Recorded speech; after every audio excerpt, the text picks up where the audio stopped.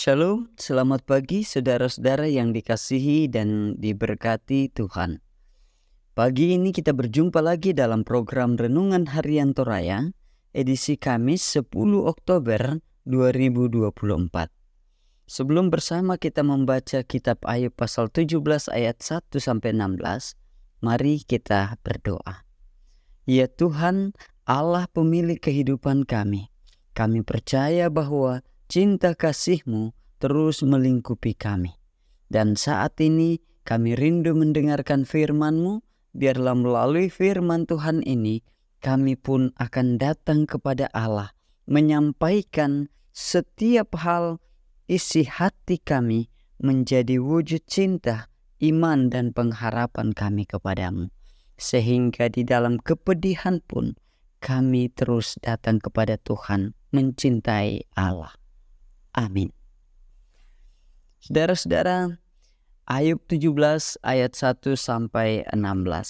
Ayub berkata, "Semangatku patah, umurku habis, dan bagiku tersedia kuburan. Sesungguhnya aku menjadi ejekan, mataku terpaksa menyaksikan tantangan mereka. Biarlah Engkau menjadi jaminanku bagimu sendiri. Siapa lagi yang dapat membuat persetujuan bagiku? Karena hati mereka telah Kau katupkan bagi pengertian. Itulah sebabnya Engkau tidak akan membiarkan mereka menang. Barang siapa mengadukan sahabatnya untuk mencari keuntungan, mata anak-anaknya akan menjadi rabun. Aku telah dijadikan sindiran di antara bangsa-bangsa, dan aku menjadi orang yang diludahi mukanya. Mataku menjadi kabur karena pedih hati. Semua anggota tubuhku seperti bayang-bayang. Orang-orang jujur tercengang karena hal itu, dan orang yang tidak bersalah naik pitam terhadap orang fasik.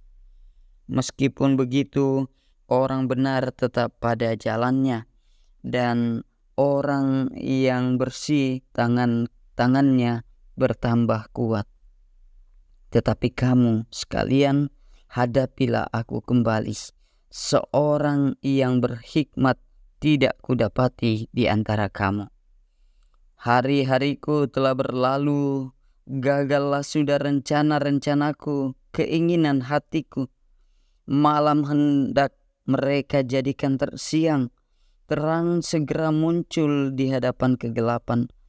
Kata mereka, jika aku mengharapkan dunia orang mati sebagai rumahku, menyediakan tempat tidurku dalam kegelapan, dan berkata kepada liang kubur, Engkau ayahku, kepada belatung, ibuku, dan saudara perempuanku, maka di manakah harapanku? Siapakah yang melihat harapan bagiku? Harapan-harapan akan tenggelam ke dasar dunia orang mati, apabila kami bersama-sama turun ke dalam debu. Amin. Saudara-saudara yang kekasih dalam Kristus, tema kita hari ini mengurai kepedihan, mencintai Allah. Mengurai kepedihan, mencintai Allah. Ungko kai kama parisan, kamali puang.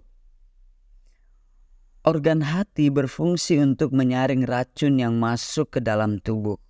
Selain itu, hati juga memiliki kemampuan khusus untuk meregenerasi atau memulihkan dirinya saat mengalami kerusakan. Proses tersebut mengurai semua racun hingga lenyap dalam tubuh. Di dunia Perjanjian Lama, hati dianggap sebagai pusat kehidupan. Karena itu, racun yang mesti disaring dan dibuang adalah racun psikologis. Cara menyaringnya tentu berbeda. Karena itu, mari kita belajar membersihkan racun psikologis. Saudara-saudara, bacaan hari ini mengungkapkan perasaan Ayub kala ia menderita. Dengan jujur ia mengungkapkan kepedihan hidupnya. Ia menuai banyak ejekan dari orang di sekitarnya, termasuk orang terdekatnya. Penderitaan terasa kian menderas saat Allah seolah diam. Keputusasaannya terkesan membawanya kepada kepasrahan. Hal itu tergambar pada ungkapan bahwa hanya kematianlah yang dapat mengakhiri penderitaannya. Ia bahkan menyebut kubur sebagai ayahnya dan cacing-cacing atau belatung pemakan tubuhnya sebagai ibu dan saudara perempuannya. Seperti yang kita baca di dalam ayat 14. Pada dasarnya, kejujuran Ayub kepada Allah merupakan proses penguraian racun psikologis dalam dirinya. Itulah titik awal pemulihannya.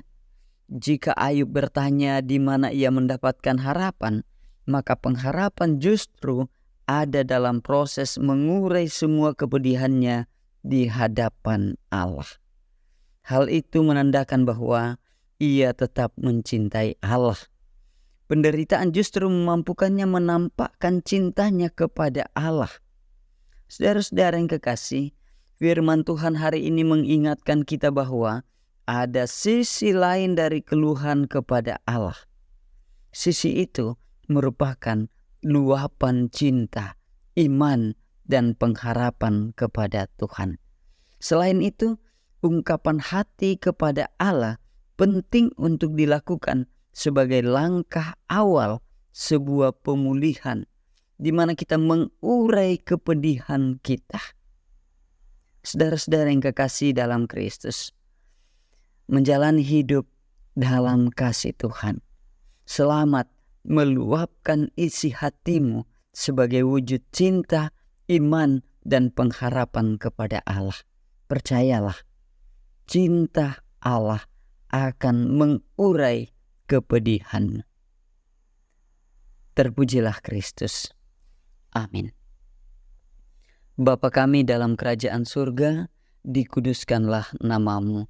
Terima kasih firman-Mu saat ini mengajarkan kami untuk terus berani datang kepada Tuhan, menyampaikan isi hati kami, wujud cinta kasih kami, wujud iman kami, dan wujud pengharapan kami hanya kepadamu. Biarlah dari hati kami ini, kami terus mengungkapkan hal-hal yang menjadi kerinduan kami, sehingga hal itu tidak menjadi racun yang menghancurkan kami. Karena kami tahu Tuhan punya jawaban terbaik untuk setiap kerinduan kami. Di dalam Kristus, Tuhan dan Juru Selamat kami. Haleluya. Amin.